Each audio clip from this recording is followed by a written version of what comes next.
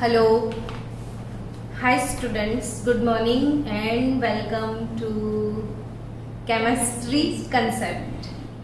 Student, रोज रोज एक कोई नया टॉपिक है ना, आप इंतजार करते थे रात को कि आज कौन सा टॉपिक होगा, कब सुबह होगी। क्या ऐसा कुछ होता है आपको कि सुबह कब होगी और मूल कंसेप्ट में वापस कब बैठ जाए, ऐसा कुछ होता है या नहीं, वो बताओ।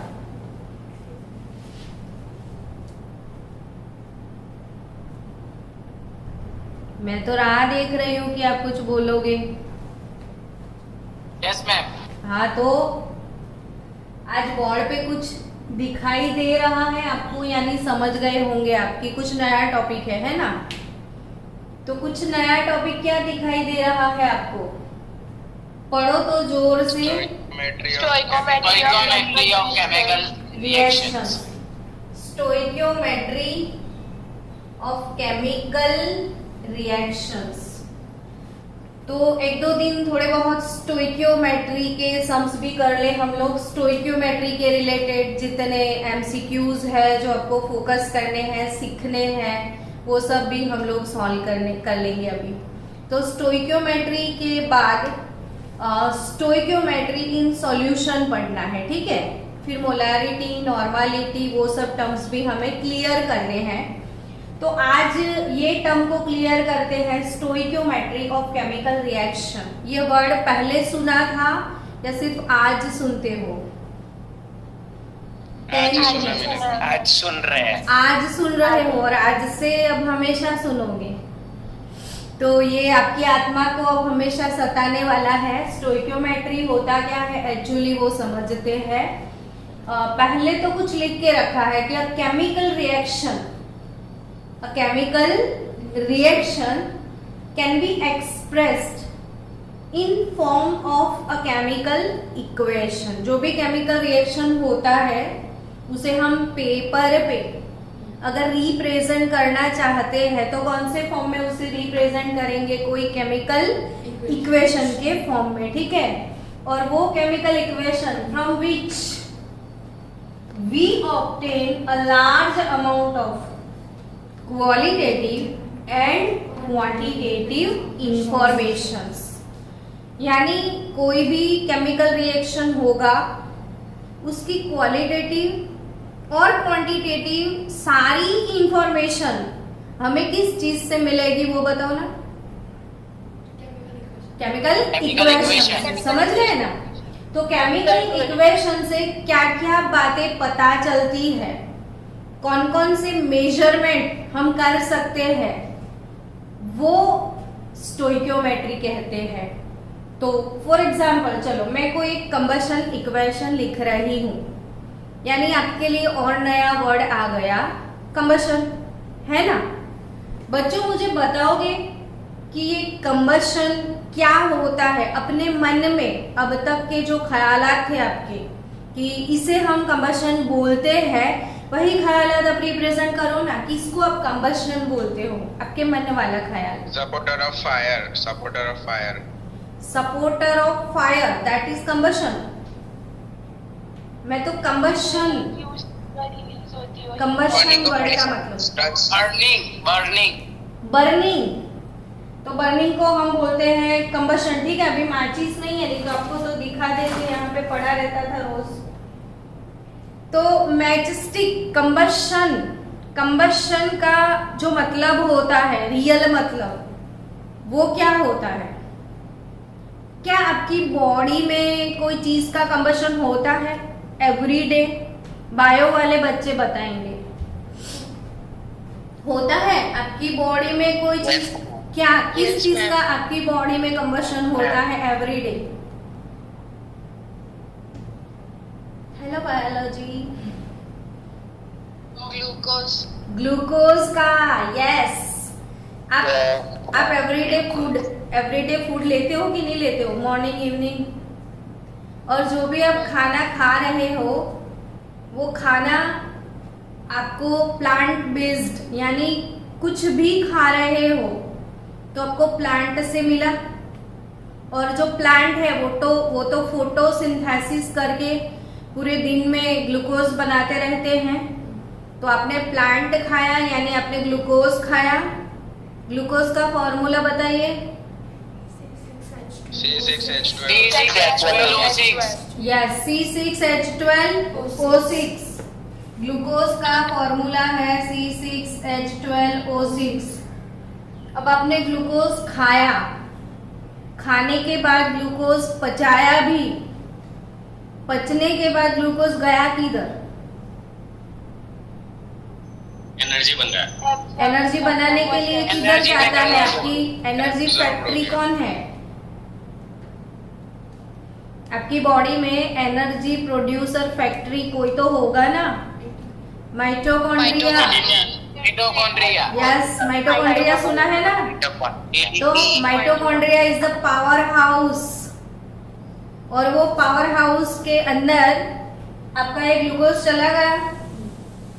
अब वो पावर हाउस में होता क्या है? तो इसका कंबशन है ना।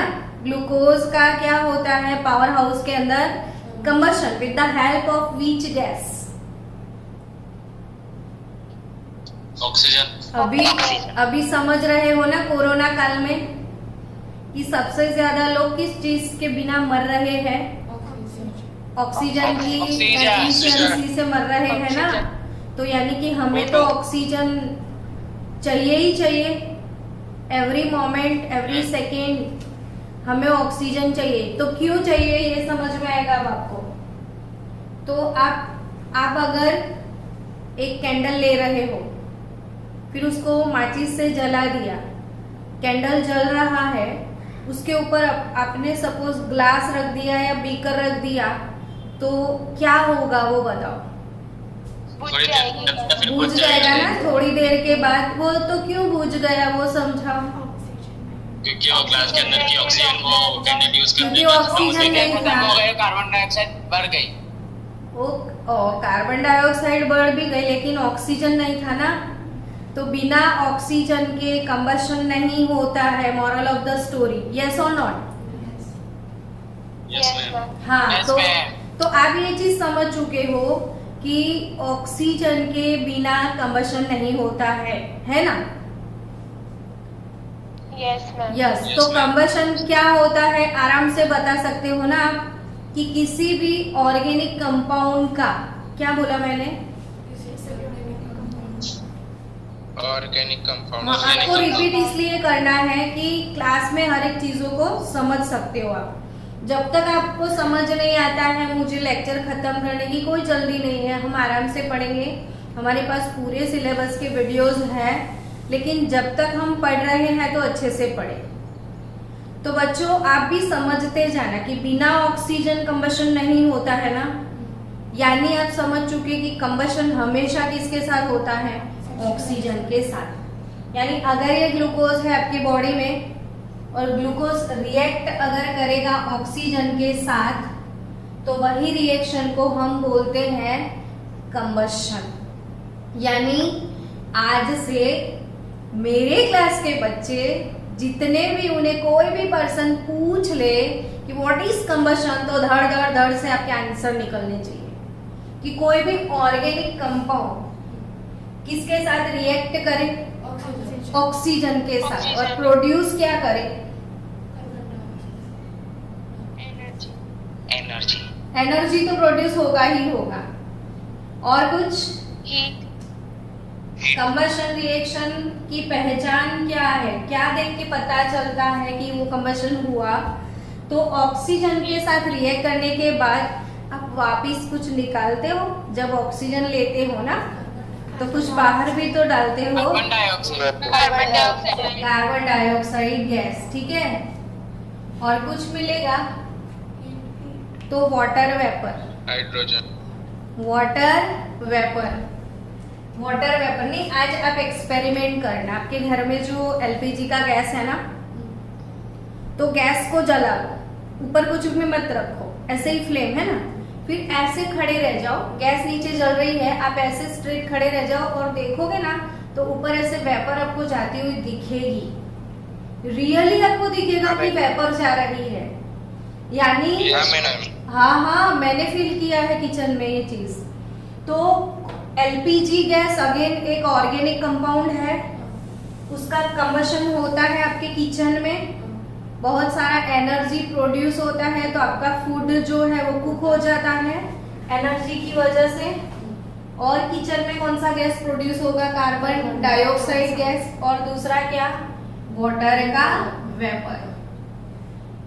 तो आपकी बॉडी में भी ग्लूकोज का कंबशन होगा और CO2 gas H2O gas produce होगा। लेकिन क्या ये इक्वेशन में कुछ और जरूरत है कि नहीं? ये सजेस्ट कर रहा है,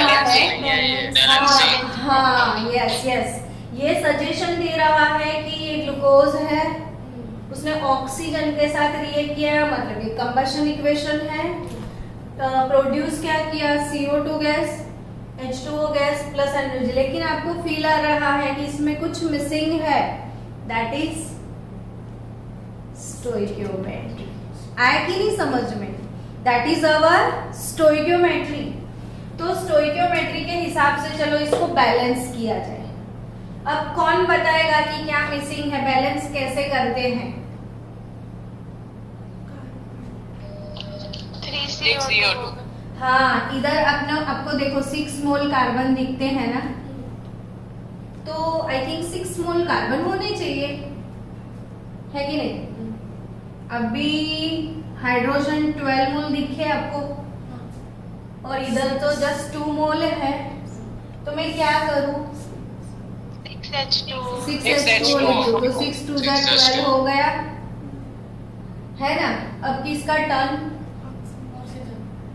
ऑक्सीजन का। और हमें नहीं पता कि इधर कितना लिखना है, तो इफ आई डोंट नो, मुझे कुछ भी नहीं पता। हाँ, लेकिन मुझे नहीं पता है, मैं अननोन हूँ, ठीक है? तो मैं अननोन हूँ, तो मैं क्या लिख दूँ? X लिख दूँ, क्योंकि मुझे नहीं पता है कि इधर मुझे क्या लिखना है, ठीक है? अब वो कैसे कैलकुलेट करना है, समझो बात कि हमेशा LHS साइड जितने ऑक्सीजन होंगे RHS साइड भी उतने ही होने चाहिए। तो बैलेंसिंग कैसे होता है? LHS is equal to RHS, right hand side सब कुछ बैलेंस है। अभी इस साइड कितने ऑक्सीजन है वो मुझे दिखाओ। 8 ऑक्सीजन। ये 6 मोल है, तो ये 6 प्लस मैंने इधर x रख दिया, तो 2 into x, 2x, yes or not? Yes ma'am. 6 2s are 12 plus 6, so 6 तो वैसे भी गए, 2x is equal to 12, तो x is what? 6 पता चल गया, है ना? Yes ma'am. अब आप बोलोगे वो तो डायरेक्टली में पता था, क्योंकि इजी गोइंग था, फिर जब टफ आएगा तो, है ना? तो ये है बैलेंस केमिकल इक्वेशन। क्या है?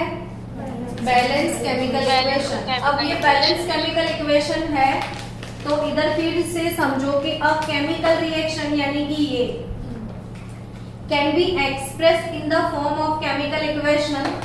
ये जो ग्लूकोज का कंबशन हुआ, वो रिएक्शन को हमने केमिकल इक्वेशन के फॉर्म में रिप्रेजेंट किया। Now from which we obtain large amount of qualitative and quantitative information. यानी क्या पता चला आपको कि 1 मोल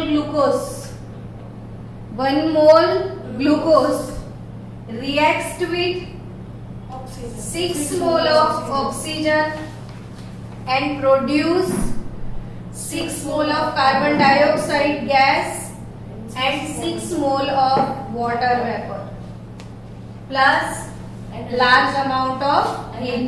तो ये हीट भी हम कैलकुलेट कर सकते हैं, और वे ये एनर्जी कैसे कैलकुलेट करेंगे वो हम सीखेंगे थर्मोडायनामिक्स चैप्टर में। यानी ये जो रिप्रेजेंटेशन है केमिकल इक्वेशन का, उससे हमें क्वालिटेटिव और क्वांटिटेटिव सारी इंफॉर्मेशन मिल जाती है इसे ही हम क्या बोलते हैं बच्चों? स्टोइकियोमेट्री। आया कि नहीं? मेट्री यानी कुछ भी मेजरमेंट, तो ये मेजरमेंट सारे मिलते हैं, दैट इज अवर स्टोइकियोमेट्री। चलो अब प्रज्ञा मैम के क्लास के बच्चे हैं तो बताएंगे कंबशन क्या है, यस और नॉट? What is combustion? अब बताओ। An organic compound reacts with oxygen. Yes, when one mole of organic compound reacts with oxygen and produce carbon dioxide, water vapor and heat, that type of reaction is called combustion reaction. बच्चों methane का नाम सुना है आपने? Yes, ma'am. CH4। Yes, ma'am. Methane का नाम क्या है? CH4 gas plus oxygen gas. बोलो अब रिएक्शन को कंप्लीट कर लो, क्योंकि ना आपके मन में लड्डू फूट गए। CO2 plus 2H2 का रिएक्शन किसके साथ है? ऑक्सीजन के साथ, तो कंबशन ही होगा। और अगर ये कंबशन ही है तो कंप्लीट दिस रिएक्शन क्या? CO2 plus H2O. CO2 gas 2H2O plus H2O gas plus energy. heat. अच्छा ये बताओ, ये रिएक्शन एनर्जी रिलीज कर रहा है तो वो एंडोथर्मिक बोलेंगे या इसे एक्सोथर्मिक बोलेंगे? Exothermic. तो यानी ये कंसेप्ट भी समझ गए आप कि what is called exothermic reaction? जिसमें heat Which energy releases the heat during the reaction. Heat released during the reaction. That type of reaction is called exothermic reaction. And याद रखना बच्चों कि combustion is always exothermic. ठीक है? चलो अब ये रिएक्शन सही है या कुछ मिसिंग है और भी पार्ट इसमें? Balancing. balancing stoichiometry. 2O2. 2O2 yes 2O2 balance करना पड़ेगा 2 और 2 4 से, है ना? हो गया बैलेंस।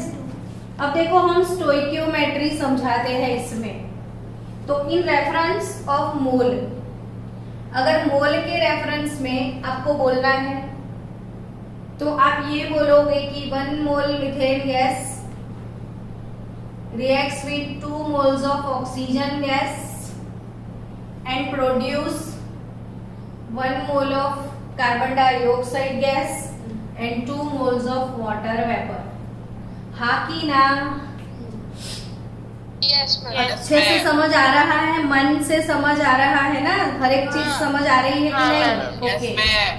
तो Yes, 1 ma'am. मोल मीथेन गैस रिएक्ट करता है 2 मोल ऑक्सीजन गैस के साथ, प्रोड्यूस होता है 1 mole carbon dioxide gas and 2 moles of H2O gas. तो मोल के रेफरेंस में किसी भी इक्वेशन को आपको इस तरीके से रीड करना है, तब भी आप प्रॉब्लम सॉल्व कर पाओगे। आपके इसके रिलेटेड बहुत सारे केमिस्ट्री में प्रॉब्लम सॉल्व करने हैं आपको।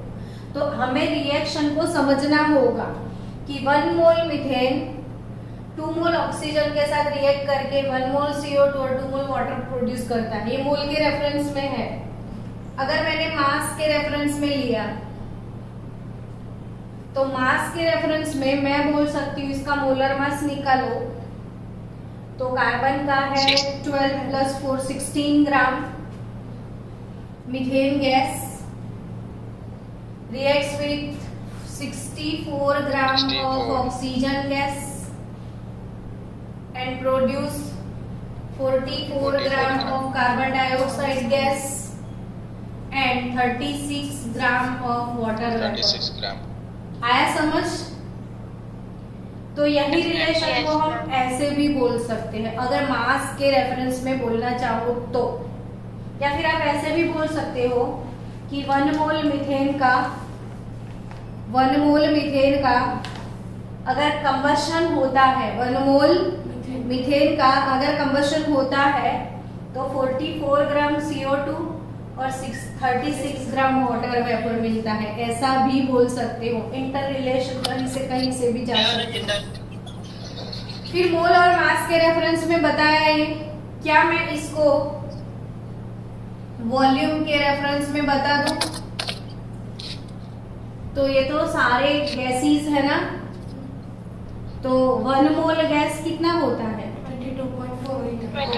22.4 लीटर मीथेन गैस।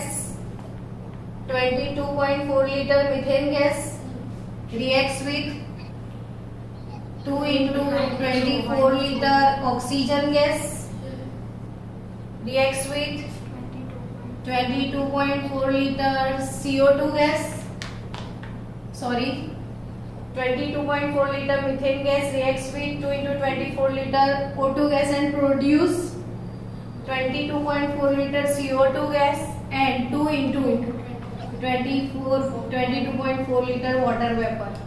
अब बच्चों यही रिलेशन को गैल्यूसेक अंकल ने कुछ डिफरेंट तरीके से सिखाया है। मैंने आपको वीडियो सेंड किया होगा प्लेलिस्ट में कि लॉ ऑफ वॉल्यूम ऑफ गैल्यूसेक, मैंने ऐसा कुछ गैल्यूसेक वॉल्यूम लॉ कुछ सिखाया है इसमें। तो गैल्यूसेक अंकल ने ये चीज बताया, आप भी समझ सकते हो, इधर वो समझ लो फिर से कि आपको नहीं लगता कि सब में 22.4 तो कॉमन ही है, तो कॉमन निकाल दो। तो गैल्यूसेक अंकल ने वो बताया कि अगर सारे स्पीसीज गैसियस है, सारे स्पीसीज गैसियस है, तो आप डायरेक्टली इसे ऐसा भी बोल सकते हो कि 1 litre methane gas reacts with 2 litre O2 gas and produce 1 liter CO2 gas and 2 liter water vapor। समझ आ रहा है? तो ये जो वॉल्यूम के रेफरेंस में लिखा है, तो गैल्यूसेक अंकल ने क्या बताया कि 22.4 लीटर सब में कॉमन है, तो हम डायरेक्टली क्या बोल सकते हैं, मोल के बदले लीटर, यानी हम क्या बोल सकते हैं कि 1 litre methane reacts with 2 litre oxygen produce 1 litre CO2 gas and gives 2 litre water vapour. तो सीधा मोल के हिसाब से उसे लीटर में भी बोल सकते हैं, क्योंकि 1 मोल के हिसाब से जो लीटर है सबके में कॉमन निकल जाएगा। तो ये चीज समझ गए आप। नेक्स्ट, मोल वॉल्यूम, मोल मास वॉल्यूम। उसके बाद अगर मुझे नंबर ऑफ मॉलिक्यूल के हिसाब से रिप्रेजेंट करना है, तो नंबर ऑफ मॉलिक्यूल के हिसाब से हम कैसे रिप्रेजेंट कर सकते हैं? तो समझो कि ये कितने मोल है, 1 मोल। अब 1 मोल में कितने पार्टिकल्स होते हैं वो बताओ ना मुझे। 6.022 तो 6.022 into 10⁻23 molecules of methane, 6.02223 molecules of methane reacts with 2 Na। ऐसा लिख दो डायरेक्ट, आप समझ जाओगे। Yes, ma'am. हाँ, Yes, ma'am. तो 1 Na molecule reacts with 2 Na molecule, 2 Avogadro number. हाँ, and produce 1 NaCO2 gas and 2 Na water vapor, यानी 2 into, हाँ, अब वही रिलेशन को आप ऐसे भी बोल सकते हो कि 16 ग्राम methane reacts with 64 gram O2 and produce 6.022 into 10⁻23 molecules of CO2, यानी अंदर अंदर ये कुछ भी रिलेशन हम बोल सकते हैं। तो ये है स्टोइकियोमेट्री। बच्चों मैंने 5 मिनट दिए, 2 मिनट दिए, आपको लिखना है, स्क्रीनशॉट लेना है, वो ले लो। सब लोग आ गए मीटिंग में वापिस। चलो स्टूडेंट, क्या लिखा हुआ आपको मिल रहा है कि इन द COM डॉट लिखा मैंने, यानी combustion reaction. In the combustion reaction of CxH2y the moles of oxygen. आपको ऐसे क्वेश्चन आ सकते हैं जिसमें आपको रिएक्शन को बैलेंस करना है, और बैलेंस करने के बाद जब आपको बैलेंसिंग आ जाता है तब आपको स्टोइकियोमेट्रिक कैलकुलेशन के प्रॉब्लम सॉल्व करने हैं।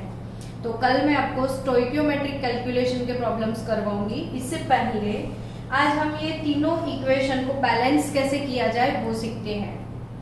In the combustion reaction of CxH2y the moles of O2, सीधा ऐसे ही क्वेश्चन आएगा। तो बच्चों क्या आप 5 मिनट ट्राई करोगे फिर मैं सिखाऊं तो अच्छा रहेगा ना? तो आपको मैंने 5 मिनट दिया, ट्राई करो। चलो, the combustion reaction of CxH2y the moles of oxygen. तो इक्वेशन को बैलेंस कैसे करना है, जनरल इक्वेशन को वो सीखना है आज। तो CxH2y plus O2, and as it is combustion, we know that our product is carbon dioxide gas and H2O vapor। ठीक है, ये तो पता ही है आपको। तो आपको ये सोचना है कि इथे कितना मोल कार्बन है। आपको कितना मोल दिख रहा है? x मोल। तो कार्बन डाइऑक्साइड कितना होगा? x मोल होगा, और H2O इधर 2y मोल। तो ये 2y है और इधर H2O। मुझे ये सिखाओ बच्चों कि इधर मुझे क्या लिखना है? सिर्फ y, क्योंकि y तो ऑलरेडी है। तो y मोल H2O हो गया। अब मेरा क्वेश्चन ये है, here it is, question is that कि what is the number of moles of oxygen gas, है ना?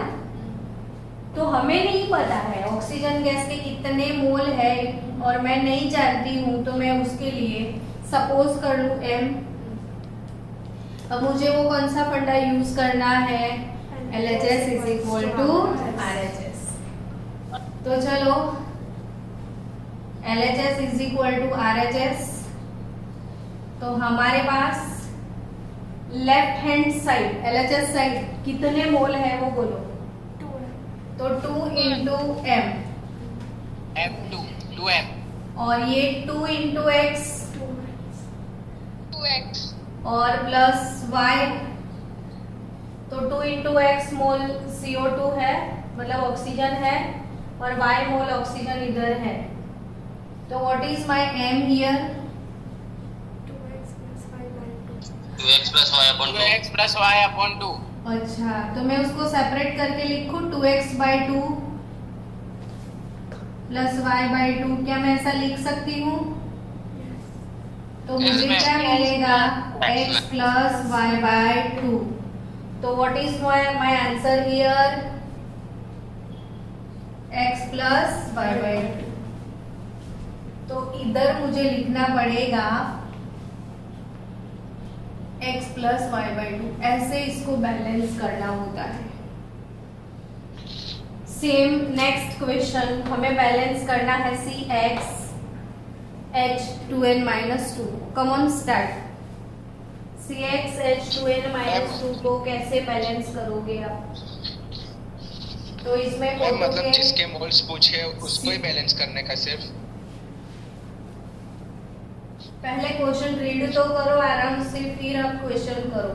हमेशा थोड़ी पेशेंस रखनी चाहिए। फर्स्ट क्वेश्चन के रिलेटेड नहीं, पूछ रहा हूं। हाँ, फर्स्ट क्वेश्चन के रिलेटेड खाली ऑक्सीजन के पूछे हैं तो मैं ऑक्सीजन के लिखूंगी ना। मैं वही चीज बोल रही हूँ कि पेशेंस रखो, पेशेंस।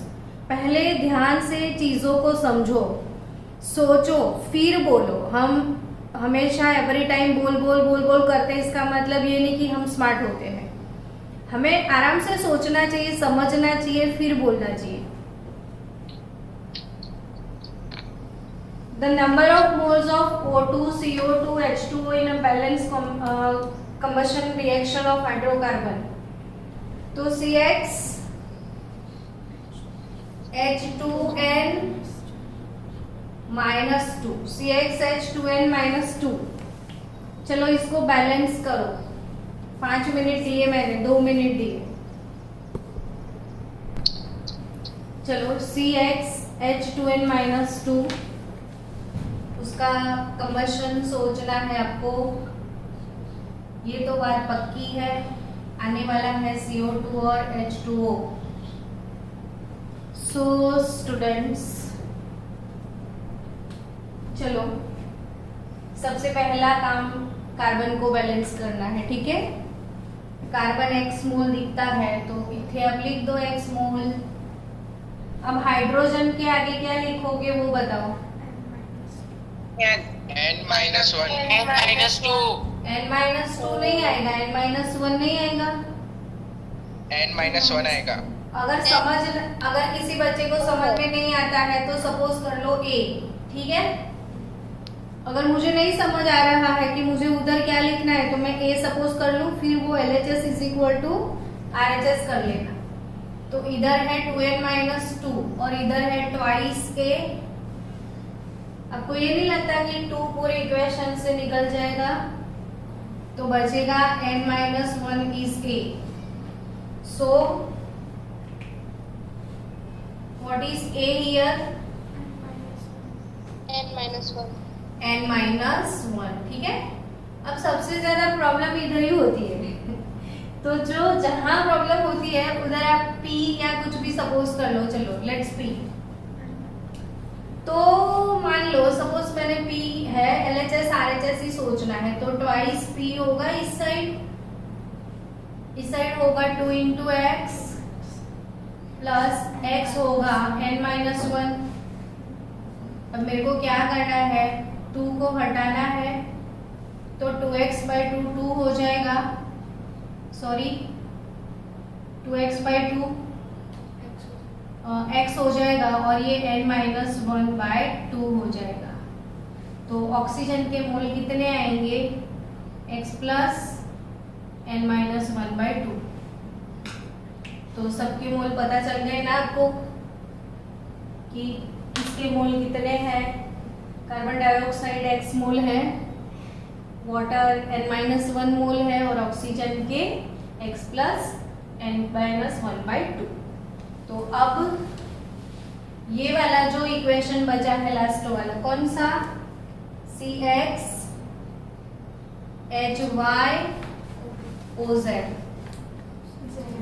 OZ है, 2 नहीं है, OZ।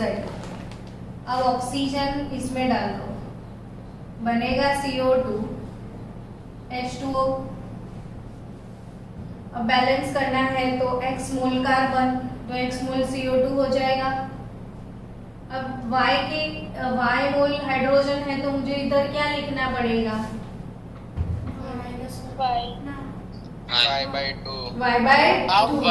y/2 यस y/2, यानी y/2 × 2 करेंगे तो अल्टीमेटली y आ जाएगा। चलो अब इधर क्या लिखना है, वही सबसे बड़ा प्रॉब्लम होता है नहीं। तो सपोज कर लेते हैं ना m।